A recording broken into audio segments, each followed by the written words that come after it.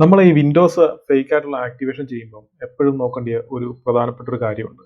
അതെന്താന്ന് ഈ ഒരു വീഡിയോയിൽ എക്സ്പ്ലെയിൻ ചെയ്തു തരാം. അപ്പൊ അതിനു മുമ്പ് ഞാൻ ഈ ഒരു യൂട്യൂബ് ചാനലിന്റെ ഈ ഒരു ഇതെടുത്ത് കാണിച്ചേക്കുന്നതിന് കാരണം എന്താ വെച്ചാൽ, ഞാൻ ഇവിടെ ഒരു സ്പോൺസേർഡ് ആയിട്ട് ഒരു അഡ്വർടൈസ്മെന്റ് കാണുന്നുണ്ട്, activate your Windows full potential എന്ന് പറഞ്ഞ്. അപ്പൊ അതിന്റെ ആ ഒരു വീഡിയോ എടുത്ത് നോക്കിയപ്പം ശരിക്കും പറഞ്ഞാൽ ഇവര് ഒരു ട്രിക്ക് ഇവർ പറയുന്നുണ്ട്. ഈ ഒരു ട്രിക്കാണ് ഇവർ പറയുന്നത്. വളരെ സിമ്പിൾ ആയിട്ടുള്ള ഒരു ട്രിക്കാണ് ഇവർ പറയുന്നത്. ഇത് 21 മാർച്ചിൽ ഇത് ഇവര് പബ്ലിഷ് ചെയ്തതാണ്. 16 വ്യൂസ് ഇവിടെ വന്നിട്ടുണ്ട് ഓൾറെഡി. അന്നേരം ഇത് അവർ സ്പോൺസർ ചെയ്തേക്കുവാണ്, അഡ്വർടൈസ്മെന്റ് ചെയ്തേക്കുവാണ്. അതുകൊണ്ടാണ് ഞാനത് കാണാൻ ഇടയായത്. അപ്പോൾ ഇതിൻ്റെ അകത്തുള്ള മെയിൻ ആയിട്ടുള്ളൊരു കാര്യം എന്താണെന്ന് വെച്ച് കഴിഞ്ഞാൽ, ഈ ഒരു ആക്ടിവേഷൻ ഞാൻ നോക്കി. അപ്പോൾ ഇത് ശരിക്കും പറഞ്ഞാൽ ഇത് ഫേക്ക് ആക്ടിവേഷൻ ആണ്. പക്ഷേ ഇതേപോലെ തന്നെ നമുക്ക് പല സ്ക്രിപ്റ്റുകളും ആക്ടിവേഷൻ ചെയ്യാനായിട്ട് കിട്ടാറുണ്ട്. ഒത്തിരി ആൾക്കാർ വിൻഡോസ് ഇങ്ങനെയുള്ള സ്ക്രിപ്റ്റുകൾ യൂസ് ചെയ്തിട്ട് ആക്ടിവേഷൻ ചെയ്യാറുമുണ്ട്. അപ്പം ഇതിന്റെ പുറകിൽ ഉള്ള ഒരു വലിയൊരു ചതിയുണ്ട്. അതെന്താന്നുള്ള കാര്യം നിങ്ങളോട് പറയാം. കാരണം എൻ്റെ അടുത്ത് സംസാരിച്ചിട്ടുള്ള മിക്കവാറും എല്ലാവരോടും ഞാൻ പറയാറുണ്ട്, ഇങ്ങനെയുള്ള സ്ക്രിപ്റ്റുകളൊന്നും വെച്ച് വിൻഡോസ് ആക്ടിവേറ്റ് ചെയ്യരുതെന്ന്. ഇതുപോലെ തന്നെ പല ആൾക്കാരും നമ്മളുടെ സപ്പോർട്ടിൽ വിളിച്ച് പറയാറുണ്ട്, അവർക്ക് റാംസം വെയർ അറ്റാക്ക് കിട്ടി, നമുക്ക് എന്തെങ്കിലും ഹെൽപ്പ് ചെയ്ത് കൊടുക്കാൻ പറ്റുമോ എന്നൊക്കെ ചോദിക്കാറുണ്ട്. അപ്പം ഇതിനകത്ത് അങ്ങനെ ഞാൻ കുറെ നാളായി പറയാം. അപ്പൊ ഇന്ന് ഞാൻ ഈ ഒരു പരസ്യം കണ്ടു കഴിഞ്ഞപ്പം എനിക്ക് തോന്നി ഇതൊരു വീഡിയോ ആയിട്ട് ഇറക്കിയാൽ കുറച്ചുകൂടെ അവയർനെസ് സൃഷ്ടിക്കാമെന്നുള്ളത്. അപ്പൊ അതുകൊണ്ട് നിങ്ങൾ ഇത് മാക്സിമം ഷെയർ ചെയ്യുക. ഇതിന്റെ പുറകിലുള്ള കാര്യം എന്താണെന്ന് ഞാൻ കാണിച്ചു തരാം, ഇതെങ്ങനെയാണ് വർക്ക് ചെയ്യുന്നുള്ളത്. അന്നേരം ആദ്യം ഇത്രയേ ഉള്ളൂ, കമാൻഡ് ഇത്രയും ഉള്ളൂ. ഈ ഒരു കമാൻഡ് റൺ ചെയ്ത് കഴിഞ്ഞാൽ ഈ സാധനം വർക്ക് ചെയ്യണം. അപ്പൊ ഇതിനകത്ത് മെയിൻ ആയിട്ടുള്ള സംഭവം എന്ന് വെച്ച് കഴിഞ്ഞാൽ, ഇത് കണ്ടോ, ഈ ഒരു URL കണ്ടോ, ഈ ഒരു URL-ലോട്ടാണ് ഒരു കോൾ പോകുന്നത്. അപ്പൊ നമുക്ക് ആ URL എന്താണെന്ന് ആദ്യം നോക്കാം. ഇതെടുത്തിട്ട് നമ്മൾ എൻ്റർ കൊടുത്തു കഴിഞ്ഞാൽ നമുക്ക് ഇവിടെ ആ ഒരു URL കിട്ടും. ഇതാണ് അതിൻ്റെ അകത്ത് ബാക്ക് റൺ ചെയ്യാൻ പോകുന്ന സ്ക്രിപ്റ്റ്. ഈ ഒരു സ്ക്രിപ്റ്റ് വെച്ചിട്ടാണ് നമ്മൾ പവർഷെല്ലിൽ ആ ഒരു ആക്ടിവേഷൻ നടത്തുന്നത്.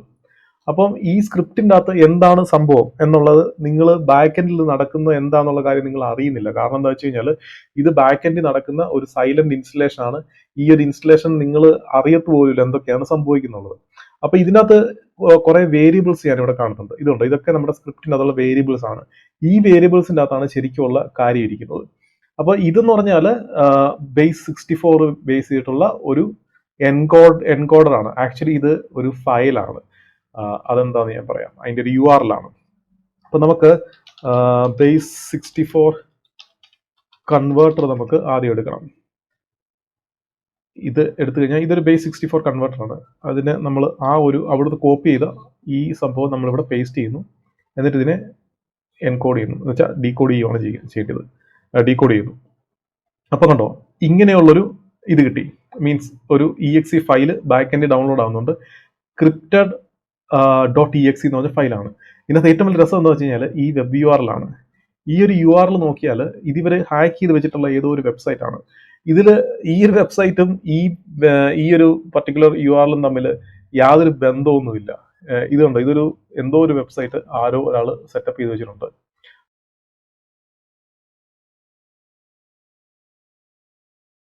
ഒരു ജൂമില ഇൻസ്റ്റലേഷൻ ആണ്. അപ്പം ഇവരുടെ ഈ സെർവർ കംപ്ലീറ്റ്ലി ഹാക്ഡ് ആണ്. അപ്പൊ ഈ ഹാക്ക് ചെയ്ത സെർവറിന്റെ അകത്താണ് ഇവര് ഈ ഒരു EXE ഫയൽ ഉള്ളത്. അപ്പൊ നമുക്ക് ഈ ഒരു EXE ഫയൽ ആദ്യം ഡൗൺലോഡ് ചെയ്ത് നോക്കാം. അപ്പൊ ഇതുകൊണ്ട് ഇവിടെ എനിക്ക് പറയാനുള്ളതെന്ന് വെച്ച് കഴിഞ്ഞാൽ, നമ്മൾ എപ്പോഴും ഒരു വെബ്സൈറ്റ് സെറ്റപ്പ് ചെയ്യുമ്പോൾ നമ്മൾ സെക്യൂർ ആക്കി വെച്ചില്ല എന്നുണ്ടെങ്കിൽ ഇങ്ങനെയുള്ള പണികൾ കിട്ടും. അപ്പം ഒരുപക്ഷെ ഈ ഒരു വെബ്സൈറ്റിന് ഓണേഴ്സ് അറിയണമെന്നില്ല. ചിലപ്പം ഹാക്കേഴ്സിന്റെ തന്നെ ഉള്ളൊരു വെബ്സൈറ്റ് ആയിരിക്കുകയും ചെയ്യാൻ ചാൻസ് ഉണ്ട്. അപ്പൊ ഇവിടെ തന്നെ ഒരു എറർ കാണിക്കുന്നുണ്ട്, ഈ ഒരു ഇതിനകത്ത് മാൽവെയർ ഉണ്ടെന്നുള്ളത്. അപ്പൊ തൽക്കാലം ഞാൻ ഇത് അലോ ചെയ്യാണ്. നിങ്ങളിത് ചെയ്യരുത്. ഈ ഒരു URL യൂസ് ചെയ്തിട്ട് നിങ്ങൾ ഇങ്ങനെ ചെയ്യരുത്. അത് ഒരു കാരണവശാലും നിങ്ങൾ ഇൻസ്റ്റാൾ ചെയ്യരുത്. അപ്പം ഇവിടെ ഞാൻ വൈറസ് ടോട്ടൽ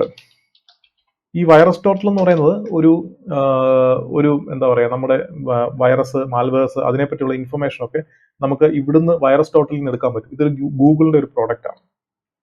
അപ്പൊ ഞാൻ ആ ഫയല് ചൂസ് ചെയ്യുവാണ്. ഇപ്പൊ നമ്മൾ ഡൗൺലോഡ് ചെയ്തിട്ടുള്ള ആ ഒരു ഫയല്, ഇതാണ് ആ ഒരു ഫയല്. ഞാനത് ഓപ്പൺ ചെയ്തു. എന്നിട്ട് അത് ഓപ്പൺ ചെയ്ത് കഴിഞ്ഞപ്പോൾ തന്നെ ഇത് കണ്ടോ, ഇത്രയും ഇത് ഡിറ്റക്ട് ചെയ്യണം. ഇത് ശരിക്കും ഒരു ട്രോജൻ ആണ്. നമ്മളുടെ പി സിയിൽ നമ്മൾ തന്നെ ഈ വിൻഡോസ് ഫേക്ക് കോപ്പി ആക്ടിവേറ്റ് ചെയ്യാൻ വേണ്ടിയിട്ട് നമ്മൾ തന്നെ ഒരു ട്രോജൻ ഉപയോഗിച്ചാണ് ചെയ്യുന്നത്.